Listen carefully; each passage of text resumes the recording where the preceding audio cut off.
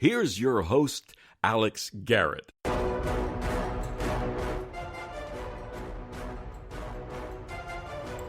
Well, it is 8 in the morning again, and, if I hadn't met my 9 a.m. Host that follows on Spreaker, I don't think I'd be up this early, but I am, and it's great to get the work done early. And joining me today is someone I've met through Hank's Yanks, a Yankee organization run by Hank Steinbrenner, and, of course, Mr. Steinbrenner has welcomed both of us into the suite. And Mike Walsh, you are with us now. Thanks for joining me for the first time. Morning, Alex. How are you? We're doing good. A little rainy out, but nonetheless not bad. And by the way, like me, I'm sure you're missing baseball right now in this crazy, terrible time. Oh, of course.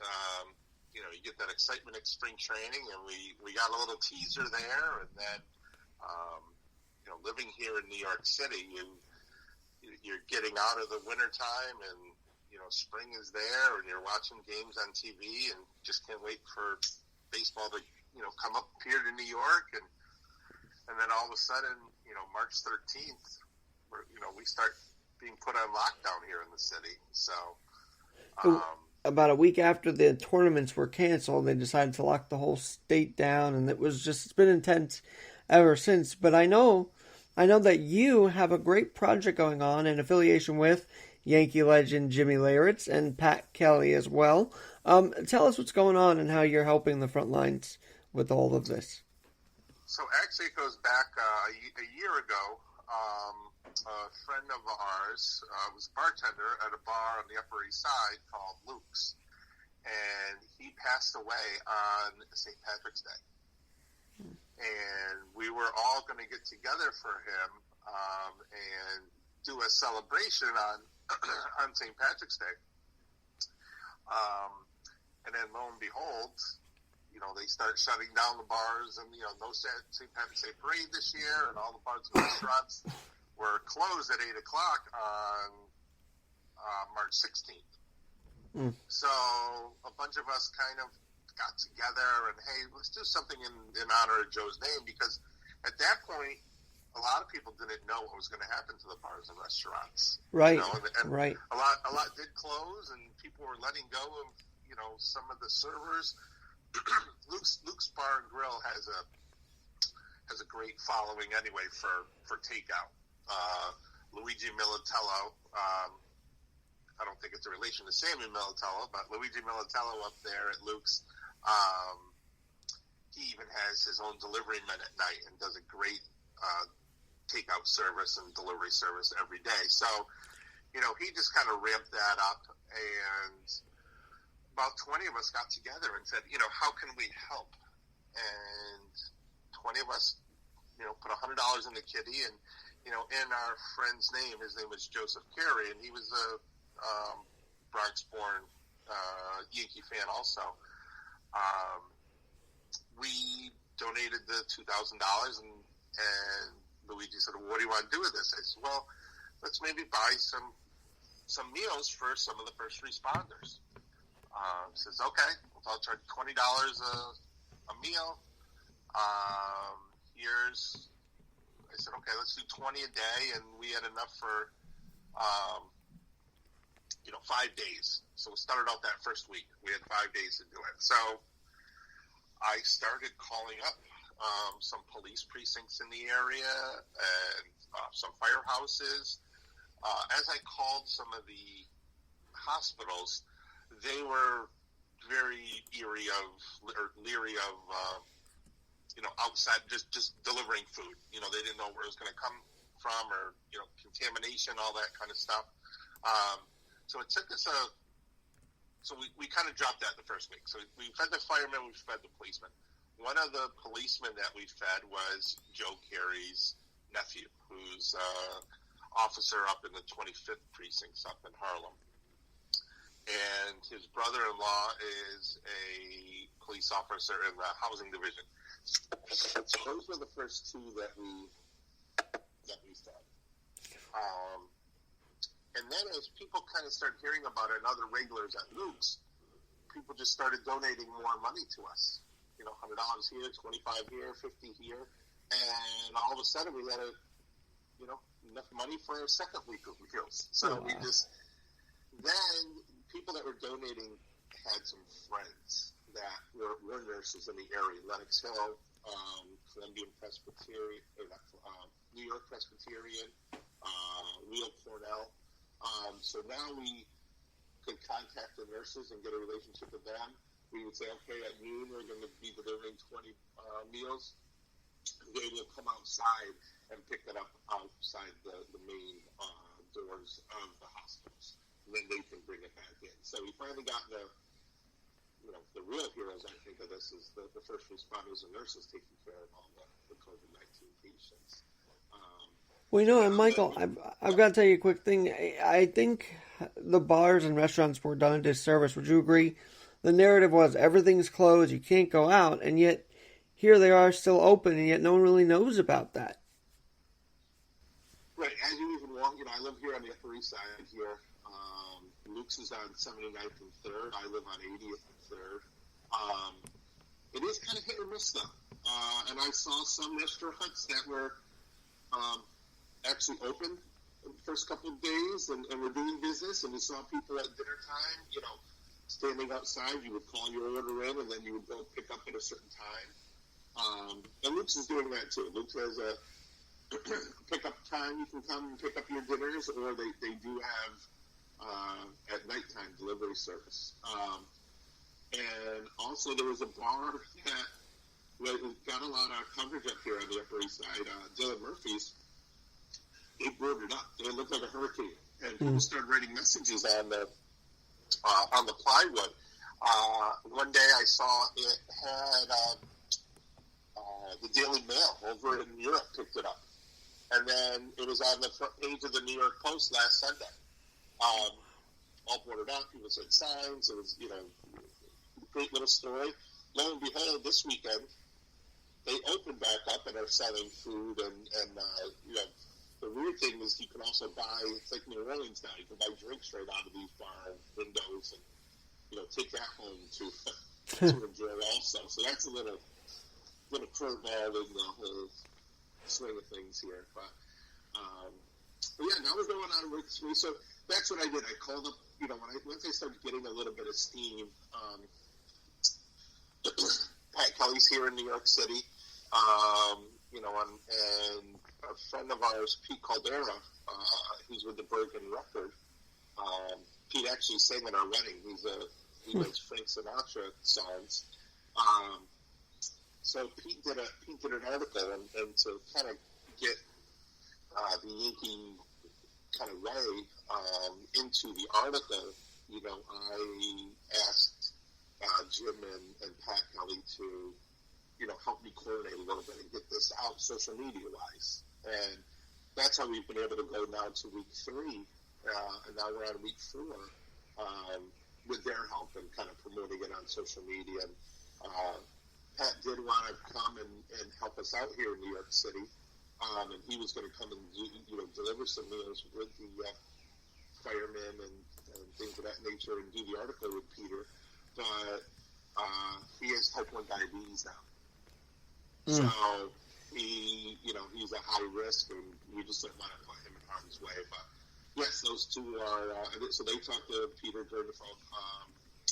Jim is out in California now, but we did a Facebook Live thing the other night on Saturday night, and fans were able to log on to Facebook Live, and Jim took questions for about an hour and a half. We also raffled off some memorabilia, and we raised funds that way to help feed the first responders here. I do screen print and embroidery, and we have a factory up in West Nyack, New York, up on Tappan Bridge. And I've made a website, and we're selling T-shirts on the website. And we did a skyline in New York City, and then it says NYC, and it says Stronger Together. So nice, clean T-shirt. For the nurses, we did it. Yankee colors, actually a white T-shirt with navy lettering. For the firemen, we did a red T-shirt with white lettering. And then for the police, we did a navy T-shirt with white lettering. So that's how we're also raising funds. And they've promoted that on social media, and people that want to donate can just go up there at luke'sbarandgrill.com, and they click on the link, and then they can buy a T-shirt there. And there's even a donate page there, so some people buy a T-shirt that pays for a meal for a first responder, but then there's a donation button, and they might pay $25, $100. We've had some donors even pay $1,000 and $5,000. So now my biggest challenge right now, and it's a good challenge, is like I have 15 days of meals right now to try to find someone to feed. So and that's what we're reaching out to, friends and family of Luke's now too, and saying, do you know a nurse? Do you know a personal connection, a policeman, a fireman, and even a girl I went to high school with. She lives in California now, and she had a friend at Montefiore up in the Bronx. And I actually said, her name was Jennifer. I said, Jennifer, I'm feeding the Upper East Side. I said, I really can't get up to the Bronx. There's no real transportation anymore. And actually, the police officers and the firemen, they swing by Luke's at noon every day. Like today, we're feeding the 19th precinct again. So they'll pull up in a police cruiser at noon. We'll pass them about 6 bags of food, and then they're off on their way. We do have to go to the hospitals because the nurses don't have a chance to get away from their break. Wow. So we do go to the hospitals, but the police and fire, come and pick up. But Lauren Huber up in Montefiore in Florida, I think they're going to do this Friday, the 17th, for lunch. But they're going to send someone down from the Bronx to pick it up at Luke's. So we're gonna be feeding nurses in the Bronx, and through a friend who donated from I went to high school with. So well, that is special. Now, for those who don't know, Mike Walsh is was part of Hank's Yanks, and for those who don't know about Hank's Yanks, it's such a great organization started by Hank Steinbrenner, the son of George Steinbrenner, and that's kind of where the community vein has led to for the Yankees. I mean, it's always been there, and I feel like through Hank's Yanks, through what you're doing, this is just another extension of the Yankee community reaching out in a time of crisis. Well, that's, when I did call Pat Kelly and Jim Leywritz, the first thing they thought of was Mr. Steinbrenner's Gold Shield Foundation that he started. I went to college in Tampa, and those guys used to play the golf tournaments and everything down there in Tampa at spring training to raise money for the Gold Shield. And basically, if a fallen first responder officer is killed in the line of duty, then Mr. Steinbrenner would pay for their education, for their college education. So when we were dealing with the first responders, we all thought about, how Mr. Steinbrenner kind of taught us to give back and help out the first responders. And then with Hank Steinbrenner, Ray Negron got me involved, and he knew I had a golf background, and he called me up one day, and he said, we want to start a golf tournament and raise money for Hank Yanks. And I got involved in that, and I ran the golf tournament for 3 years for him. Had a great time. My job basically took me away. I didn't have any time to do that anymore, so I stepped down 2 years ago from that position. But what's great about the Hank Yanks, too, is to be part of the team. Hank requires the players to do community service. So I know right now the Hank Yanks is probably involved up there in the Bronx, dedicating their time and doing community service during this crisis, too, the COVID-19 crisis. Well, I'm talking with Mike Walsh, and he is spearheading, so to speak, the Stronger Together effort in New York City on the front lines. And Luke's Bar and Grill is where they can give to donate to help the cause? Yes, right on Luke's Bar and Grill website. You can order the food. There's a menu right there, but there is a link on there, luke'sbarandgrill.com. and then you can click on the Stronger Together link, and then you can buy the T-shirt or donate right there online. How have you been doing with all this? I mean, have you been getting out? Have you been staying in? What have you been doing through all of this? Well, my wife works in finance, so she is now working from home. But with the stock market being open, she's working Monday through Friday, and I work from home anyway. So I've adjusted a little bit easier. I have a daily routine, and it hasn't really changed that much per se. When she leaves the door at 8 o'clock in the morning, I have my routine, and I'm on my laptop and work from my apartment every day. But yes, we do I get out for this little half hour. I said I live on 80th and Luke's is on 79th. So I get out for probably a half hour at noon to go feed the first responders. But then I'm, being safe and back in my apartment. When she's done with work, we live a couple blocks from Central Park. So, we'll take a walk, put our masks on, put our rubber gloves on, and practice social distancing. I think that's the one thing about New York City right now is, everybody is very respectful. And it reminds me of September 11th a little bit where, everybody's seeing everybody in the street and, giving a little nod and hello to everybody, and we're all in this together. And, that's how I came up with the kind of the T-shirt design, and I've actually passed it on to a couple other people. I'm friends with Harold Varner III. He's a professional golfer on the PGA Tour. Last year, he was in the final group out in Bethpage, Long Island, with Brooks Koepka. Oh, wow, Brooks. Yeah. And he lives in Charlotte, North Carolina. So we did the same thing for him. We changed the skyline to the Charlotte skyline, and then we put CLT, which is their call letters, in the middle, and then we put Stronger Together. So he's doing the same thing, and we made a website for him for T-shirts and donations, and he's doing that in Charlotte.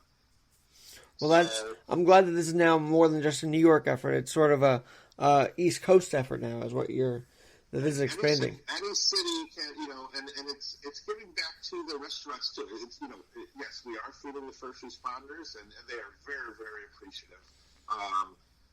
Everybody has a mask over their mouth, so you don't see the smiles, but, even when you hand deliver the hot meals to the hospital, you can actually see it in their eyes that they're kind of looking forward to a nice hot lunch and a meal. And that's why I made the T-shirt like I did. You can replicate this in any neighborhood, in any city. Keep a restaurant open, and their workers, get paychecks into their hands too. Right now I think Luke's has probably about a dozen people, full time. Wow. So they're still open. You're feeding the first responders, so it's a win-win. And any neighborhood in New York City can do this. We're doing it on the Upper East Side. Well, I'm so glad, by the way, that you clarified that you guys are still being protected while you go visit the first responders. That's important. I think that nowadays it feels like if you're telling people you're protected while doing this, it's more like, okay, that's great. I feel like that clarity has to be made. It's a weird time we're in right now, but it has to be made because some people still assume others are walking around not protecting themselves. But you guys are doing what you got to do and feeding the first responders. So good on you for both parts. Yeah, you see a lot more. As we're, I have a big calendar in my apartment that so I can look at it visually. And yesterday was day 31 of us in. Hunkered down in our apartment here. So, but as you get out, you see a lot more face masks and people protected. And, even when we come home, my wife and I, we have a little table and, we take our shoes off. We don't even walk in the house with our sneakers anymore. They go off at the front door, and, we have Clorox wipes there, and we have Purell, and we Purell right there, and then the first thing we do is go wash our hands. So, it's a new routine of when you do come home now of, being safe and, protecting yourself and your loved one against this virus.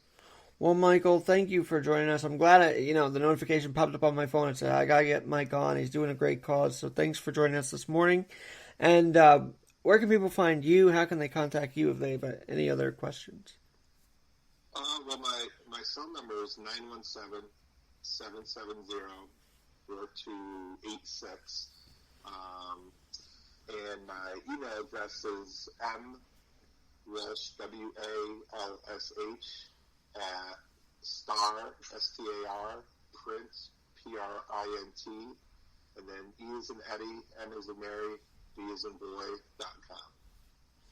Well, thanks again, Michael, and we will stay in touch on this. And, of course, if you want to come back when baseball may be getting up and running, I'd love to have you back. Talk a little baseball finally and talk a little normalcy. That would be good, nice at the end of the day in the next few weeks or months here. Yeah. So.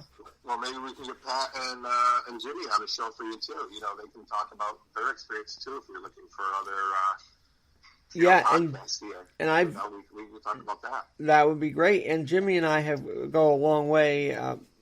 I met him in the suite. I met him also in 2006 at the Bronx Paradise Theater when Ray did The Boy of Steel.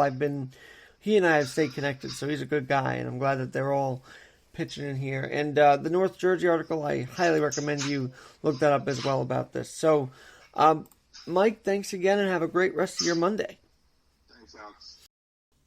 Well, guess what, guys? It's my daily check-in with Mr. Radio Hope, Mike Myers, and as I've been crediting you in my household to my girlfriend, if I didn't connect with you and you didn't have a 9 a.m. show, I'd probably be sleeping right now. So thank you for encouraging me to get up early and to do this. So I'm actually very grateful for that. And good morning, by the way. And vice versa.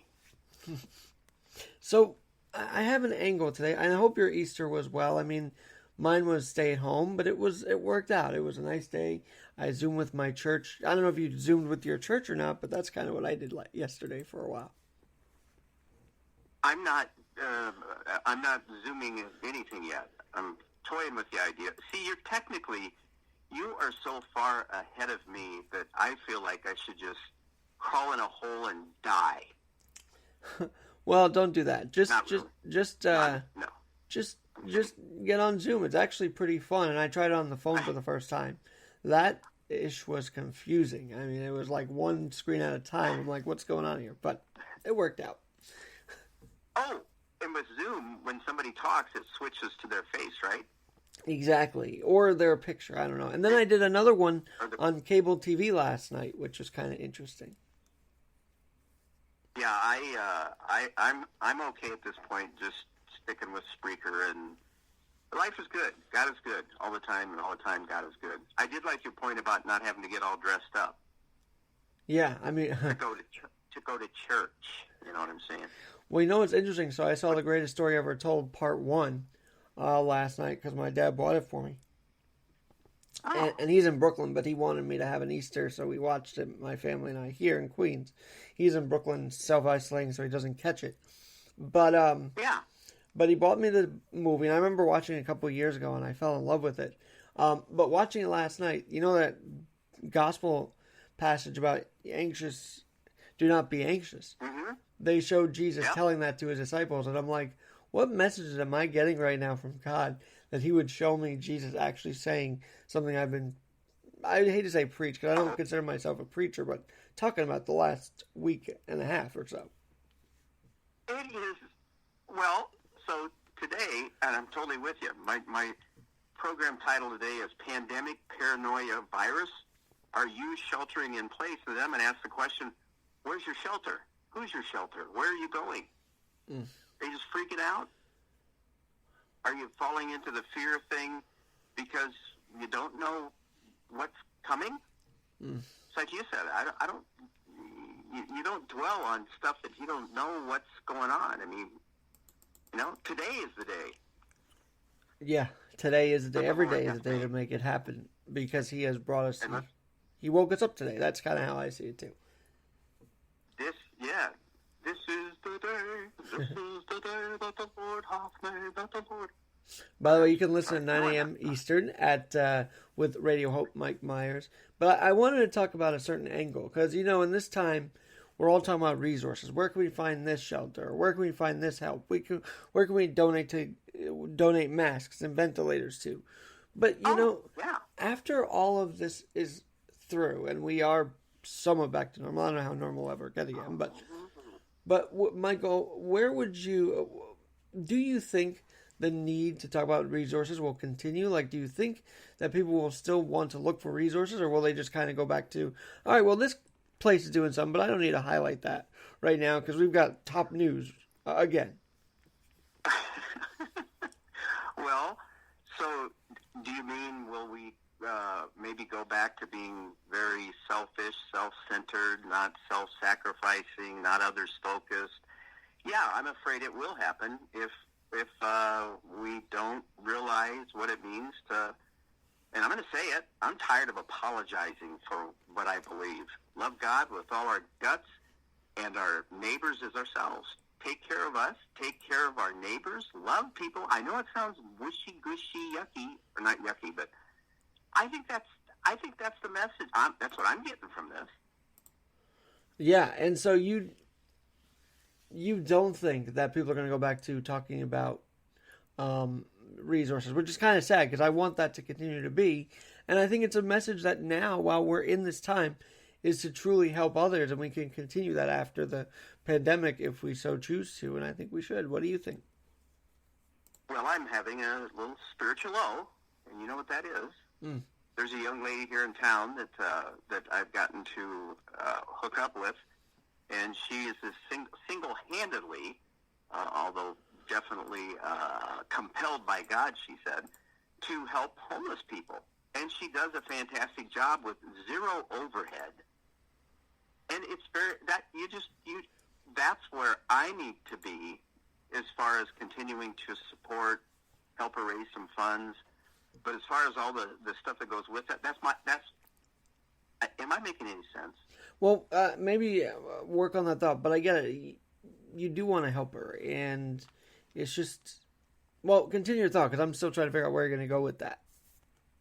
Well, I am too, Alex, to tell you the truth. You're asking, will we continue to be resourceful towards well, and will we continue each other? to promote? I hope so. Well, would we continue to promote resources that are good for people, not just in a pandemic, but outside the pandemic? Or will we just not even cover those resources again? Because my fear is I'm going to get right back into the top news and then, oh, this thing's happening, great, but they're doing their own thing. I feel like I'm motivated now to keep going with using this as a vessel to inform people of where they can go to help, even when there's nothing crisis-like going on. I get you. Like maybe using what I do here to tell people, hey, there's a food pantry here. If you have the wherewithal to help, donate to the food pantry, great. If the homeless shelter, I think in our town here, we used to have, I know we used to have a men's shelter and a women's shelter. Well, it's gotten all eaten up by religious people, and nothing's going on. Nobody's living in them. Well, why was that? What happened? Long story, and I don't want to in any way insinuate that Jesus has an ugly bride, because I think I would qualify as part of that. So I have to be really careful with what I say. Well, it's interesting you say that. The Bowery Mission here in New York has just opened its doors to not just the homeless, but they've also opened it to people unemployed and others that are going through this, which I think is a great effort on their part here in New York City. Who is that? The Bowery Mission. It's in downtown Manhattan. I don't know if you've ever heard of them, but they are a local shelter that's Christian-based, and they've opened the doors to people, even if they're not homeless, but they're on unemployment and whatnot. So it's a great effort that they're doing right now. Bowery, as in B as in boy? Yeah, Bowery, Mission. E-R-Y, thank you. All right, I wrote that down. That is, and there you go. Mm-hmm. So, a whole other thing. Are they going to be required to, will they know us by our love for one another, or are we going to say, You have to go to so many Bible studies before we're going to help you out. I hope that's not a requirement from some churches, because that's just not what Christ would want, to be honest with you. Thank you, sir. I agree with you totally. I love it. I love you, man. And that's kind of why you say you're not on that wavelength of maybe church. I don't know how to say it, but you're on a different wavelength with him because you get who he was. Let's just put it that way. Yeah. It's one thing to be to say, oh, I love Jesus, but it's another one to actually follow him and do as he has commanded us to do. And if you're doing it out of fear that you're going to get hit with a lightning bolt, I don't think you get really what love is all about. Because perfect love casts out all fear. I don't fear God. I have a reverential awe for him. Right. And with what's going on in this world right now, Scripture quotes about courage. I've got a whole list here. You should be an encouragement to other people. That's it. Not just in saying things, but actually doing things. And I think that's the point you're making. What will we continue like 9/11? Man, it brought the country back together for a short time, but then after that, where was God in all this? Why did he allow this to happen? That's what a lot of people said. Yeah, that's what a lot of people said. Well, we live in a fallen world, and all of us are messed up and fall short, and it's like, okay, well, how about a little peer-to-peer encouragement here? I'm messed up, you're messed up. Let's not attack each other. Let's love each other, and you have this tool, and I have this source, and that's what you're saying. I think it's awesome. You think well beyond the box. I love that, sir. Well, I guess my other question is, by the way, we got about 2 minutes before I can get this in the system to actually air. So let's just wrap up with this one question. By the way, Radio Hope, 9 a.m. Eastern Time, 8 a.m. Boone, Iowa Central Time, and at Radio Hope on Spreaker. But one last thing, I guess my other fear is that resources will not be reported to those who want to talk about that. Like in the sense that networks may be doing that now, but they'll just not do it after the pandemic. Or maybe that's going to change network TV. I don't know, but I just hope the news continues to support resources even when we're not in crisis mode. I guess is my hope, and I hope, and I just wanted your opinion on that idea. I love what you just said. Crisis mode and Christ mode. Well, to stay in the Christ mode, what do we do when there's no more crisis? Yeah. Do we still, again, love one another, care about each other, go out of our way to help somebody? Or is it all about me, myself, and I? And, I tell you, it's challenging. Because I tend to be a little on the self side. No, and I think we all do. And then, of course, when nothing's happening, you don't go to church. That's what the common theme is, that if things are good, there you don't see the pews filled, and that's got to change. I hope this changes it, to be honest. All right, Mike, I'll let you get going for your show. I got to wrap up mine, so I will talk to you soon. That was Mike Myers, Radio Hope. He's on at 9 a.m., and then we'll do it all again tomorrow, huh? Fantastic. Thanks, Alex. Thank you. And this has been a Monday edition of Keeping It Real with Alex Garrett. Talk to you soon.